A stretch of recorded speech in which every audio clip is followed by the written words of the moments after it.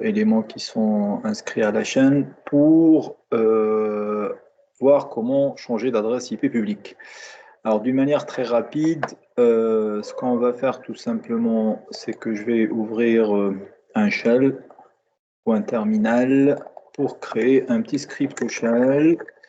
Alors, je suis sur une machine fraîchement installée. C'est Kali, mais donc c'est une machine téléchargée depuis le site officiel, bien sûr. Je fasse attention à mon clavier qui est en QWERTY. On pourra le changer un peu plus tard, mais c'est pas le but.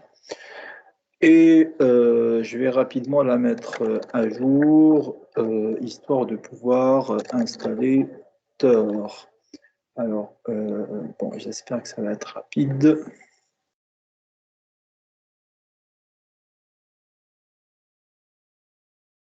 Alors, c'est fait. Donc, on va faire un petit apt install Tor. Est-ce que on va l'utiliser dans notre petit script, hein, ce dernier. Bon, il se met en place. Je vais créer un petit script hein, que je vais appeler, on peut l'appeler comme on veut. Hein. Moi, j'ai pris l'habitude de l'appeler furtif. Ça va être du bash dedans, donc un petit dièse, le dièse. Donc, je vais l'écrire ici, et puis je vais le coller hein, sur le clavier QWERTY. Je vais faire tout le script là-dedans, dans ce cas.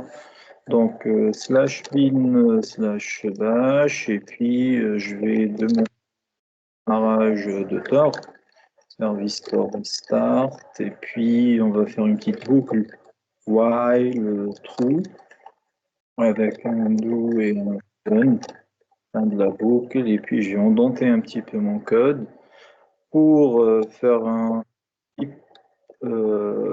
une pause de 30 secondes. Chaque 30 secondes, on va changer l'adresse IP, et puis tout simplement service restart. Bien sûr, on peut l'améliorer pour qu'il parle avec nous dans le terminal, afficher l'adresse IP quand elle change, mais je vous laisse vous amuser avec tout ça de votre côté.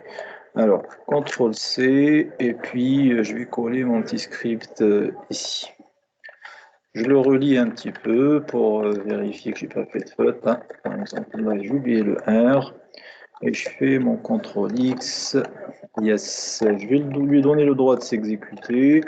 Un petit chmod plus l'execute à mon fichier furtif. Et puis, je vais essayer d'avoir d'un côté mon petit navigateur. Je vais aller sur je config .me ou .io par exemple.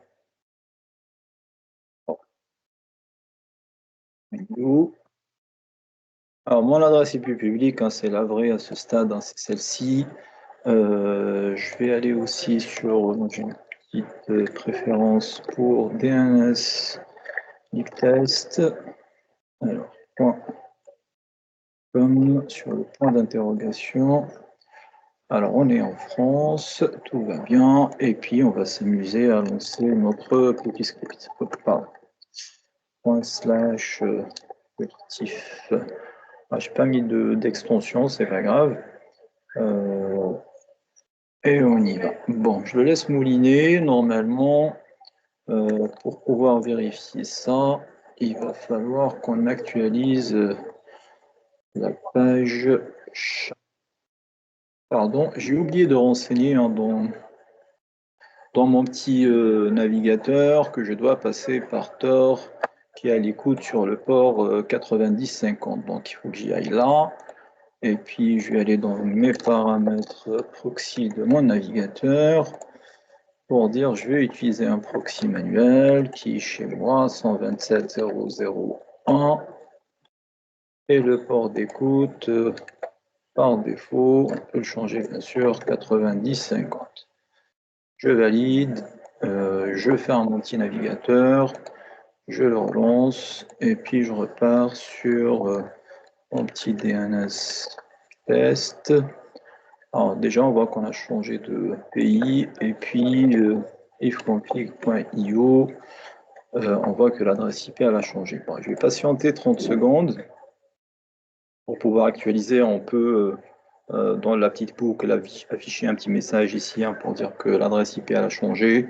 On peut l'améliorer avec un petit écho, mais c'est pas le but de la manip. Hein, donc si alors on voit qu'on est parti en Italie et puis donc je patiente pour voir que ça change chaque les 30 secondes. Bien sûr, vous pouvez personnaliser hein, donc cette notion de temps ou de pause qui est faite dans le script. Hein, donc j'ai mis 30 secondes pour l'exemple, mais on pourra bien sûr changer ça. Donc là, on est à Amsterdam, etc. Donc voilà, pour répondre à certains besoins, pour voir comment les hackers changent d'adresse IP en utilisant des petits scripts hein, qui peuvent personnaliser de cette manière. Merci pour votre attention et n'hésitez pas bien sûr à lâcher un petit like au niveau de cette vidéo.